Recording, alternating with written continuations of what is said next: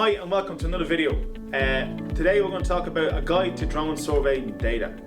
The most important question in producing any type of drone survey data is, what are you trying to accomplish? What is the deliverable? Once this question is answered, only then can you decide what platform and, more importantly, what sensor you will require.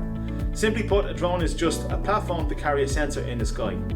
This can immediately put into context which choosing the right sensor for capturing the desired data. Certain sensors offer different data outputs. For example, the ZenMuse L1 offers both LiDAR and RGB data. The H20T can give you thermal, a wide angle and a zoom angle imagery once correctly selected in the camera parameters, of course. Then the likes of the Phantom 4 Pro RTK Multispectral camera gives you 6 different spectrums. All sensors are available from Survey Drones Ireland upon request. Let's have a quick chat about software. One of the most capable photogrammetry software packages on the market today is DJI Terra. It is the perfect tool for processing photogrammetry missions with options to process both RGB-based surveys, LiDAR and multispectral surveys. DJI Terra enables users to input a variety of raw data from the field and generate some fantastic results, including point clouds, DEMs, automosaics, 3D models and much more.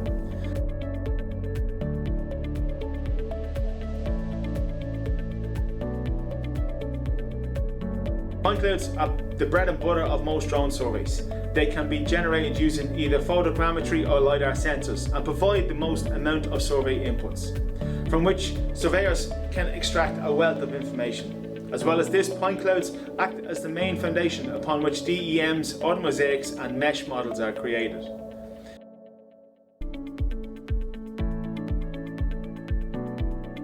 Another thing we can extract from photogrammetry is volume calculations. Most often sought after by quarries, volume calculations can be easily calculated through the point cloud data.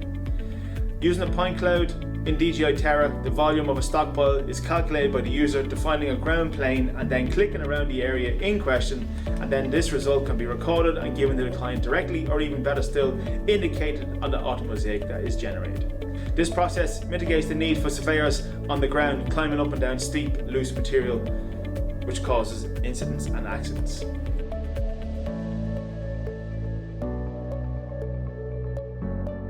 "3D mesh models now. Point clouds themselves can be described as 3D models. However, when we think of models, we often refer to the mesh model generated off the back of a point cloud. A mesh is generated by generating triangular polygons between each point in the point cloud. A quality of mesh models relates to how clean the reconstruction is and how many triangles are in the mesh. A mesh with a high number of triangles can require vast quantities of disk space on a computer due to the triangle polygons.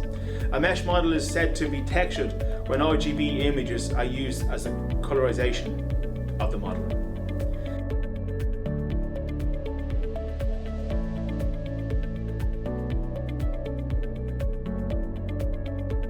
Now moving on to topographical data. 3D line work, contours, spot heights, eaves and ridgelines are among a wealth of topographical information that can be extracted from the drone data. Whether from photogrammetry or LiDAR, point clouds are the main data set from which topographical data can be extracted. It must be noted that depending on the sensor used, drone acquired point clouds can be at the mercy of dark shadows and poor colorization.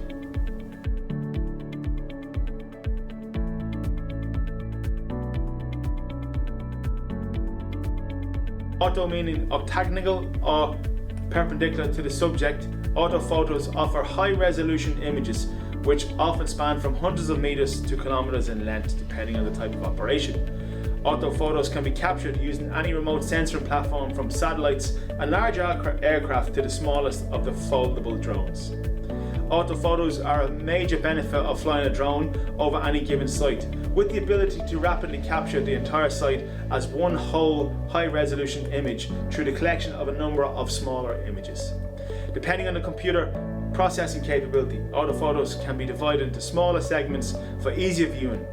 The file size can vary drastically from compression JPEG file to uncompressed TIFF file. Although the most common uses of orthophotos are looking down on the ground from above, they can also be used to produce very high resolution, seamless images of building facades.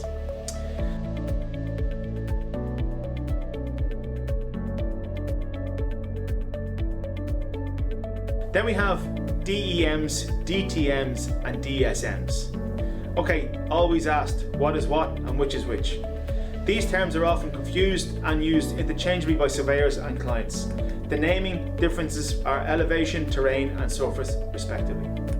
DEM basically stands for Digital Elevation Model, and according to the US Geographical Survey, the USGS, a digital elevation model, DEM, is a representation of the background topographical surface of the Earth, excluding trees, buildings and any other surface objects. DTM now, Digital Terrain Model, according to the European Environmental Agency. Digital terrain models, DTMs, sometimes called digital elevation models, is a topographical model of the bare earth that can be manipulated by the computer programs. Vegetation, buildings and other cultural features are removed digitally, leaving just the underlying terrain. DTMs are used especially in civil engineering, geodesy and surveying, geophysics, geography and remote sensing. By definition, both a DEM and a DTM are quite similar. One small distinction is the DTMs may include more natural features such as rivers and ridges than a DEM. A DTM can be interpollinated to generate a DEM but not the other way around. Then we have the DSM, and this is a digital surface model. A DSM differentiates itself much more than both DEMs and the DTMs by including all natural man-made features in a given survey area. It is often the case that all three names will be used interchangeably. However, as you can see, there are subtle yet important distinctions to be made.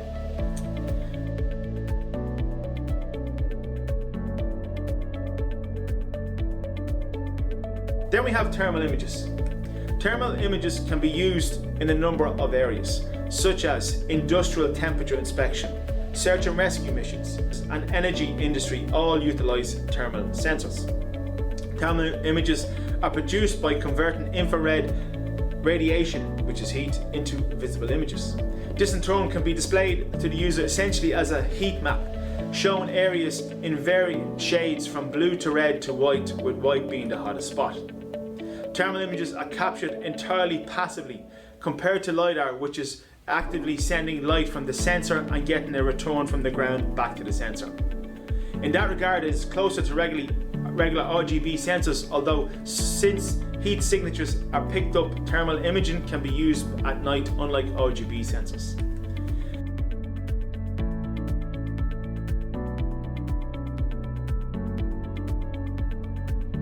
Then we're going to move on now to the multispectral sensor. This refers to a sensor unit that contains more than one sensor capturing different wavelengths of light. The Phantom 4 Pro Multispectral contains 6 separate sensors capable of recording 6 different wavelengths of light. Near infrared sensor index (NDVI) mapping is a fantastic application of multispectral sensors. This type of mapping is used to indicate the health of vegetation and crops, from farmers to continent-wide environmental studies. NDVI is a very important mapping solution. It measures the difference between near-infrared and red wavelengths of light. These wavelengths are important as healthy vegetation strongly reflects near-infrared and absorbs red light. Maps are displayed from a value of -1, like water, to +1, which is dense green vegetation. Two of the largest applications of this data are agricultural management and environmental monitoring and inspection.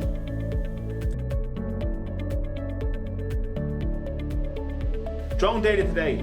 From regular RGB sensing to LiDAR, thermal and multispectral, drones today are becoming more and more technology advanced. We will eventually have drones nearly in all of our everyday applications of life. That's it for now. Catch you on the next video. If you have any questions, by all means, do get in touch. Once again, thanks for listening.